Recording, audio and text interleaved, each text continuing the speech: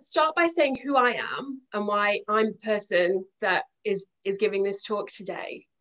And then I'm going to go on to talk more about the relationship between sex workers and researchers.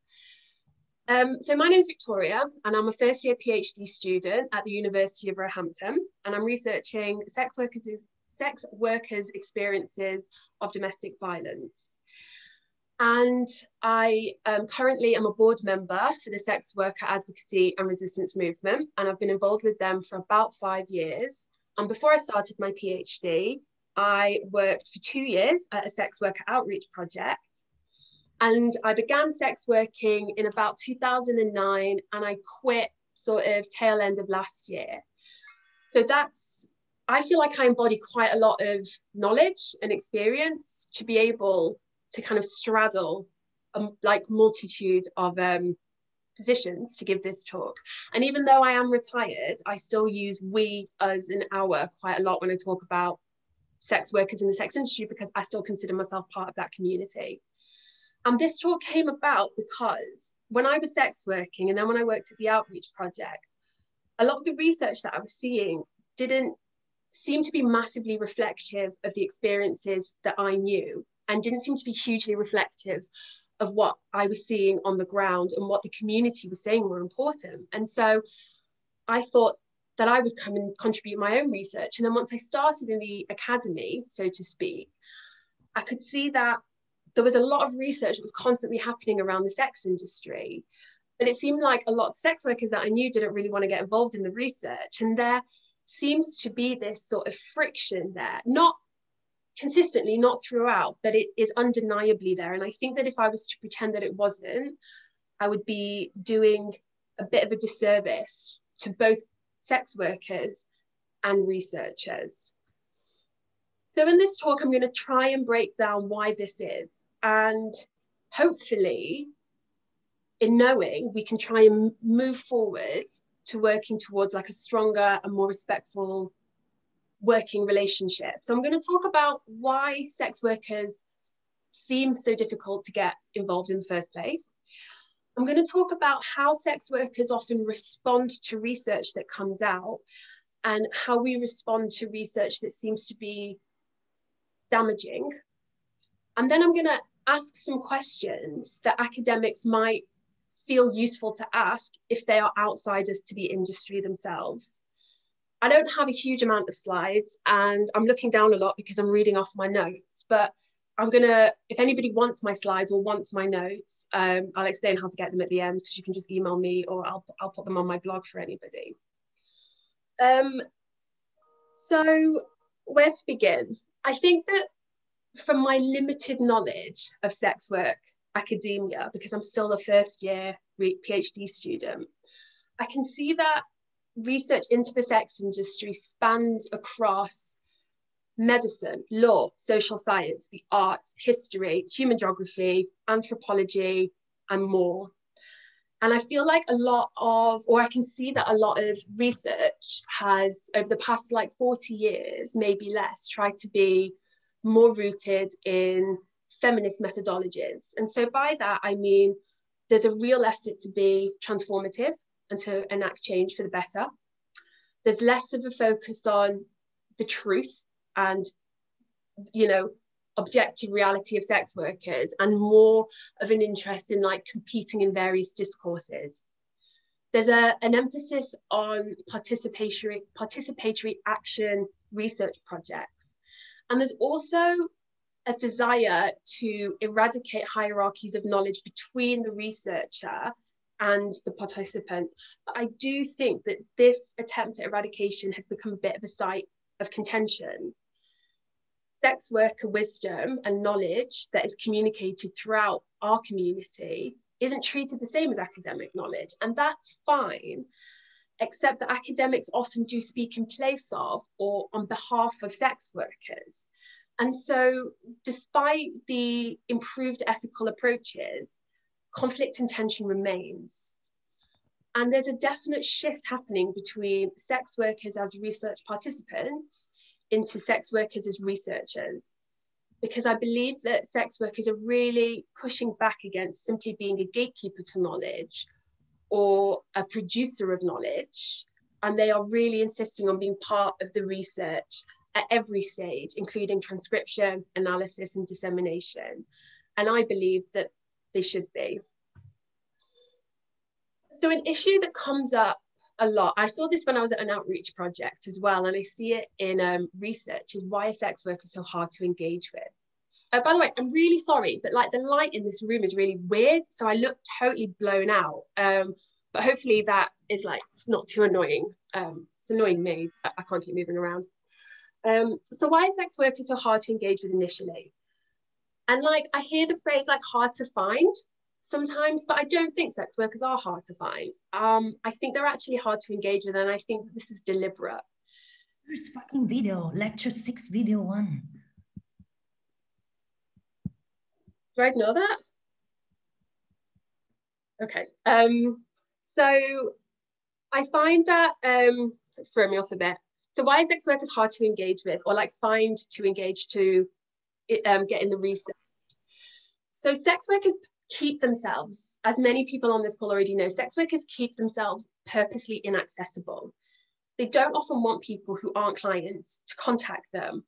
And because there's a lot of shame or stigma around the job, it can make people feel quite surveyed or watched when someone who's not a client contacts them and wants to talk to them about their life. Often we get paranoid, we don't know who they are or how that research is going to be shared. And also because of the law, we have to work isolated and alone. And this makes communication with people, I think, slightly harder. It's a definite barrier.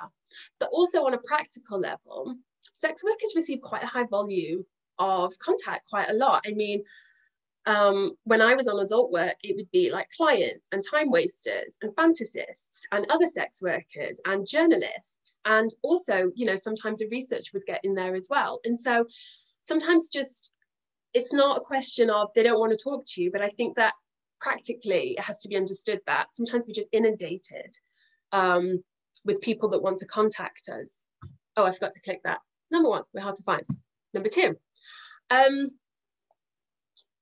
I think that a lot of marginalized communities do want their voices heard and do want their experiences heard, because robust research about our lives can be used in an effort to improve them.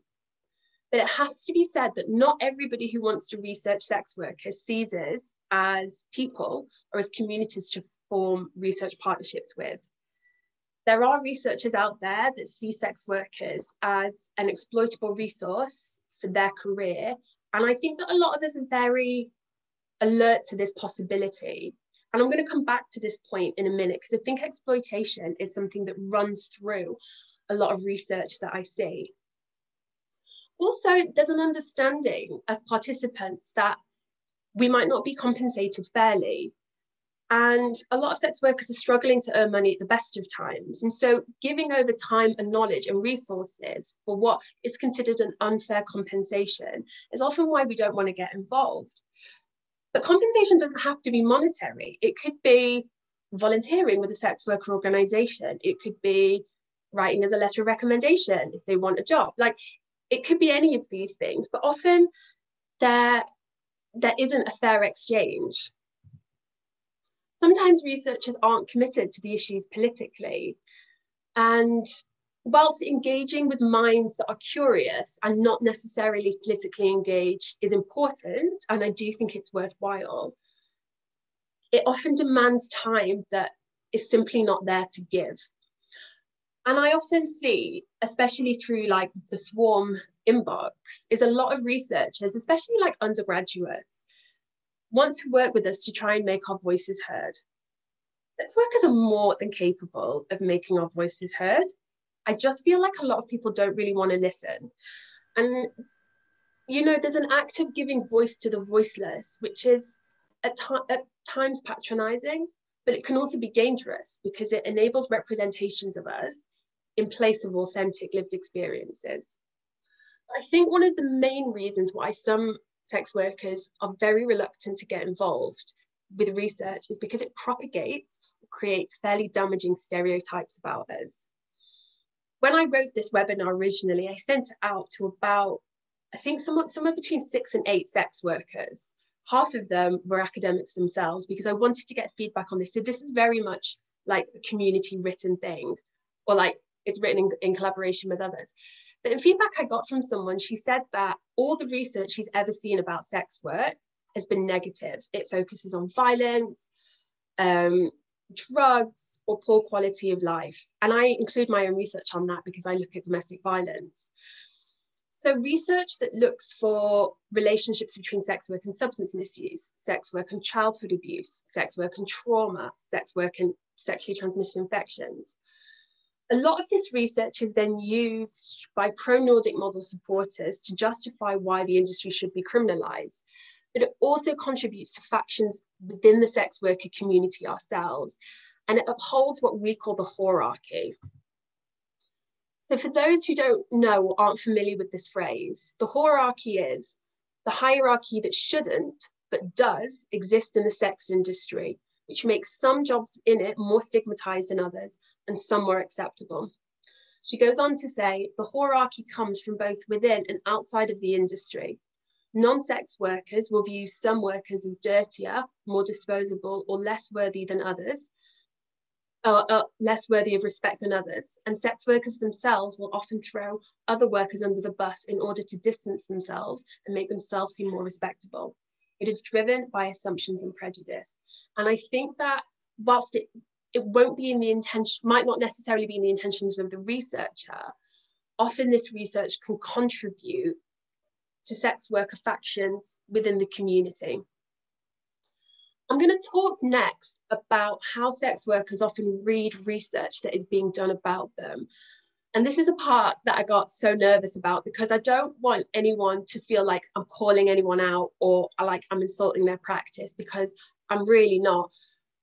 But I think I occupy a position that can be quite useful in the sense that it's a direct feedback. So going on from the point that I said before about some research being abstract, or did I mention that point? I'm quite nervous, so did I mention that? Wait, I can't remember. I think I did. Oh yeah, in the propagating stereotypes bit. So some research could be considered by sex workers as abstract, somewhat irrelevant, or even harmful. And that might be why sometimes we look at this email and we just think we don't really want to get involved. So what do I mean by harmful research? So there's been research that has suggested that, and it's often picked up by pro-Nordic model supporters, and by that I mean it's picked up by people who think the sex industry should be criminalised, that sex workers should exist because they allow certain men the right to buy sex. And my opinion is that nobody has a right to buy sex. And as a sex worker rights advocate, I don't believe anybody has a right to gain access to someone else's body. And I think that some research can be picked up and used to feed into this idea that sex workers are used by men and that we need to get rid of that to make the society more equal. So that's why I kind of worry about research like that. I mean, it also risks dehumanizing certain members of society because it risks implying that they are otherwise unable to access sex or intimacy, or that their struggles in accessing sex and intimacy can be used to morally legitimize purchasing other people. And I don't think that kind of bodes very well. I hope I'm not like rambling too much. I'm still quite nervous. Any paper that talks about how sex workers stay safe, I haven't seen this, but sometimes I wonder if it skirts a bit too close for comfort. Some clients really go out of their way to usurp ways that sex workers use to keep themselves safe. And I worry that publishing it just makes it a little bit easier for them. This is definitely a personal issue with, because I think that regardless of why people buy sex, regardless of why people sell sex rather, most people pay for it in an act of upholding heteropatriarchal values, in the knowledge that even if paying for sex is criminalized, it's not their body that's going to be interrogated by police. That's quite a big point.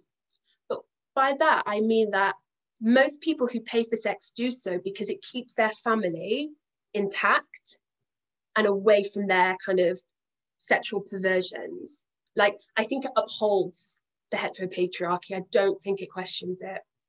And whilst I think academic research can and should support the right to explore certain forms of labour and all the reasons why that labour is sold, part of me worries that when viewing the right to sell sex through a queer lens might risk fetishizing or exoticizing queer sex work, whilst ignoring the main reason why people might be selling it, financial need.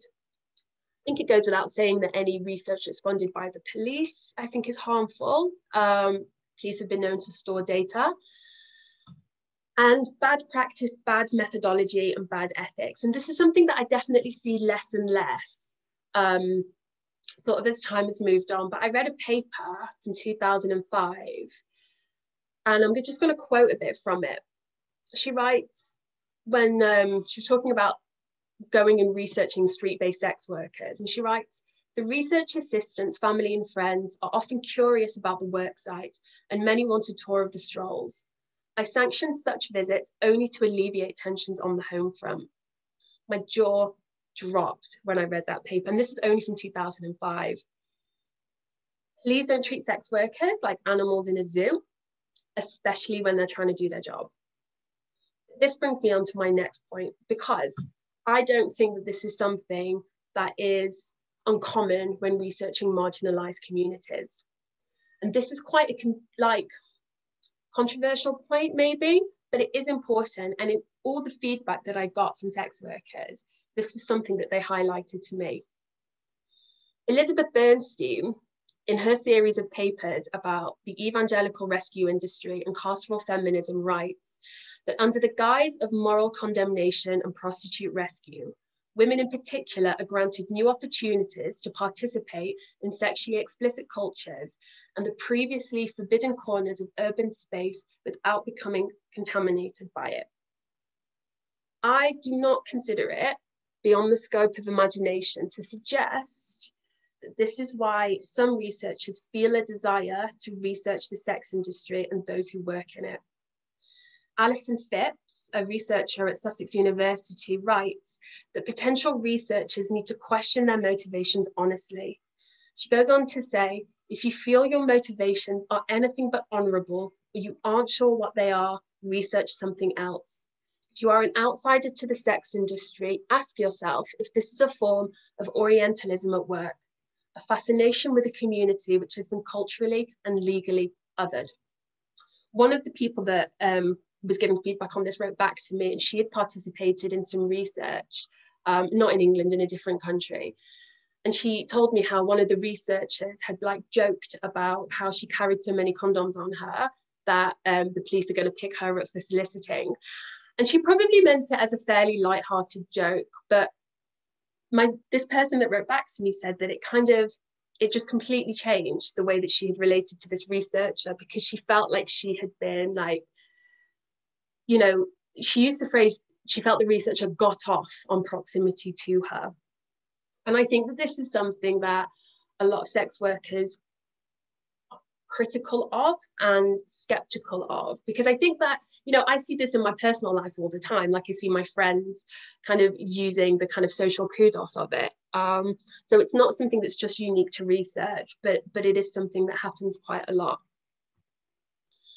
This is a quote from Natalia, and she's a trans sex worker. And this quote, they want our experience, our story. Oh, I can't read it properly because the screen's in the way.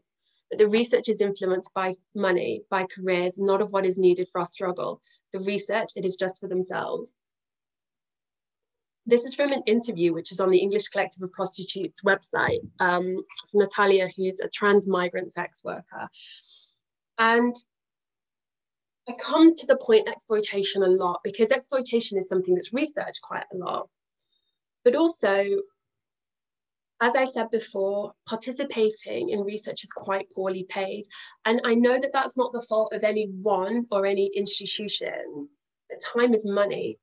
And often there is no money, there's vouchers. And someone who also fed back to me said that she was offered food vouchers and she didn't really feel she was in a position to say no. And she felt quite exploited by that. And I think that it is by its very nature an exploitative relationship. Any research is, not just sex work, because it's based on researchers needing or wanting someone else's embodied knowledge, experience, connections, and they're not always offering anything tangible in return. And sometimes when researchers go to sex workers' places of work, it can be intrusive, it can be disruptive, and the lack of compensation can really highlight to sex workers, is it worth it? Like if they're asking me questions about substance misuse, loneliness, trauma, violence, sorry, it's my cat, are they offering me enough resources to actually make this worth it? Am I going to be left traumatized with nowhere to go? I think that this is, again, it's not just unique to sex work, but it's definitely something that comes up. The other issue is, how relevant is this research? I did my PhD on domestic abuse because as a sex worker, that had been what I knew. I'd been in 2 fairly violent relationships because I'd been a sex worker and, because they were abusers, and I hadn't actually seen that much research around it. I had seen loads of research on sexual health. I'd seen loads of research on client violence. I'd seen loads of research on HIV, justice, safety. But none of that was really that relevant to me. And I think that by targeting just one area of people's lives, usually HIV, sexual health, justice, it ignores the multifaceted ways that sex workers exist under the law, and therefore it could even be considered dehumanizing as a research goal in and of itself. And while safety, violence, and sexual health are important, many sex workers might actually be more concerned about their family, motherhood, immigration, rhetoric. What issues have sex workers actually highlighted to you are important to them? Because for many researchers, their knowledge of the sex industry is actually based on other research. It's not actually through lived and embodied experience. And so a lot of nuance about the complexity is lost and therefore not focused on in the research. And I think that, as someone pointed out to me, despite criticisms around insider positionality in the social sciences, the sex work research field is actually a really good example of why an insider status could be more ethical. Because of the ever-changing technology, online platforms, law, social stigma, sex workers are constantly having to adapt and change their working conditions and contexts. And this means that when researchers develop questions that are not sex worker-led, they risk following lines of inquiry that are actually no longer relevant or contemporary and therefore fail to reflect sex workers' needs. So I guess that kind of comes back to my point about sex workers being involved in every single stage of the research, including formulating the questions in the first place. This is something that I've actually seen highlighted a lot around activist versus academic conversations. It came up when I was listening to one about kind of anti-colonialism the other week. And it's about the unequal relationship that exists. And I guess this is like the heart of my webinar. This is kind of something that's really important to highlight. Academics are researching sex workers' experiences because sex workers are stigmatized and criminalized. And we're stigmatized and criminalized to the extent that our voice simply does not count as much as a researcher's voice.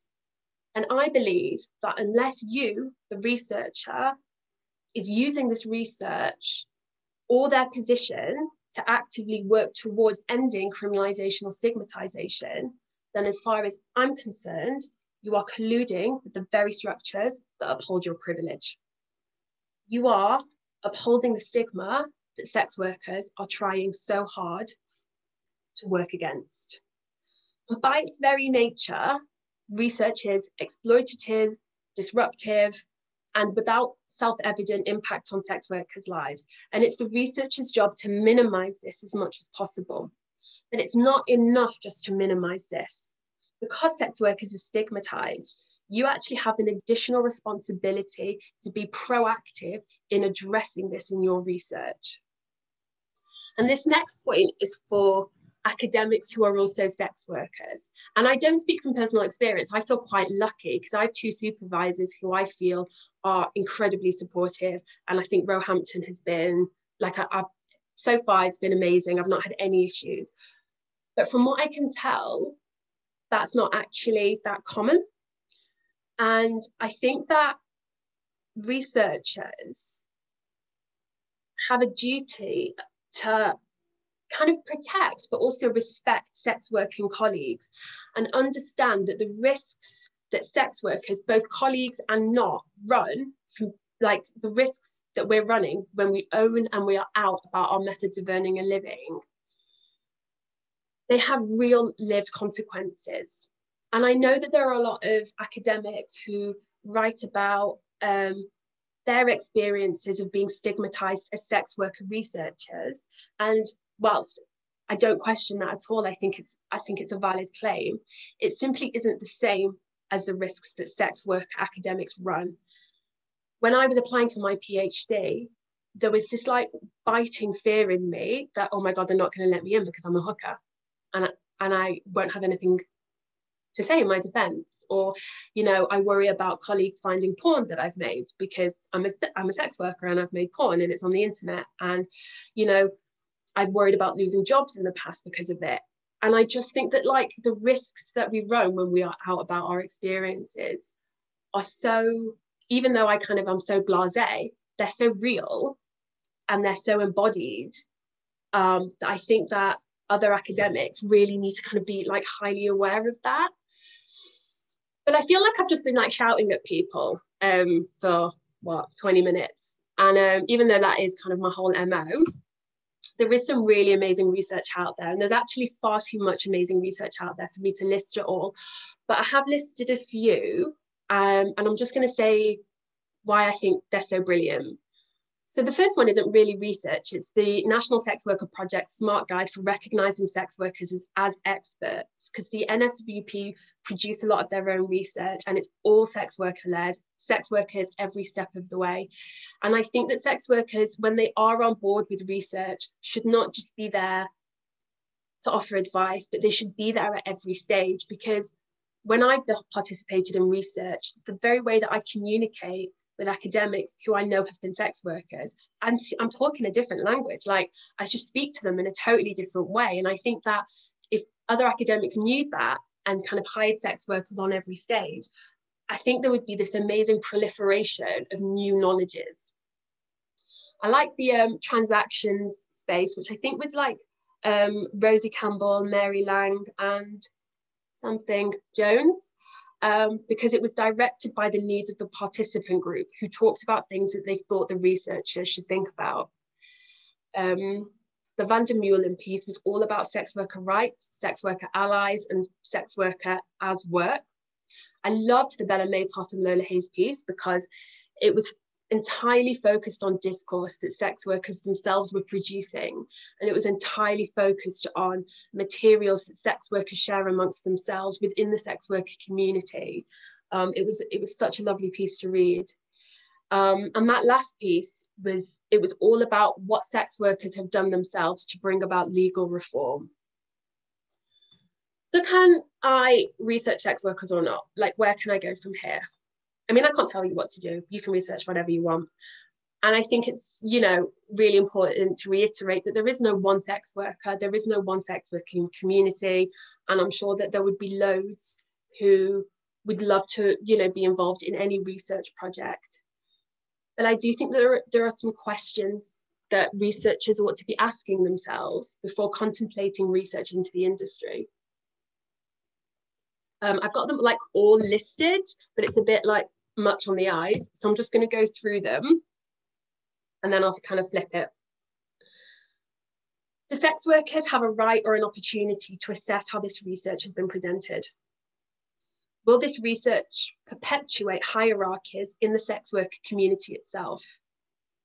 Will you be employing sex workers to help shape or collate the research, or are they just on board to legitimize the research? And have you considered how your participants might respond differently if they're interviewed by a colleague and another sex worker? If the research is going to be informing policy, how representative of sex workers is it?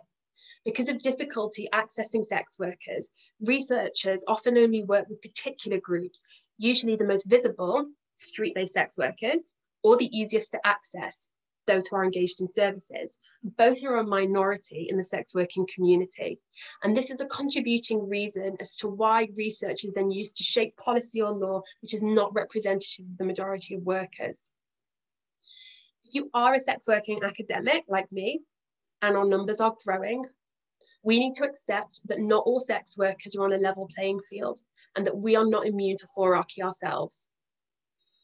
Do not expect that just because you are a sex worker or you have been in the past, that you can interview anyone about anything, gain access to any space, or disregard standard etiquette and politeness.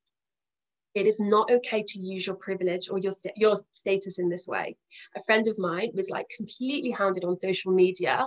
And when she said no multiple times to this researcher, they said, well, I used to be a dancer myself. So, you know, I know what we're going through.